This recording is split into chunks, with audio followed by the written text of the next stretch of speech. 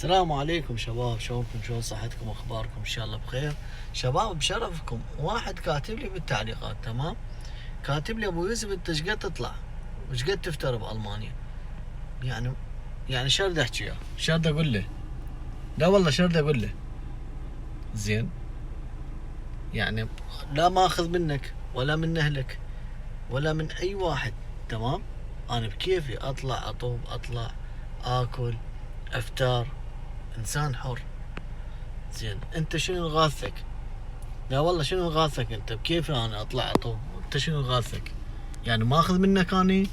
قايل لك مثلا حول لي فلوس، قايل لك مثلا ادفع على حسابك.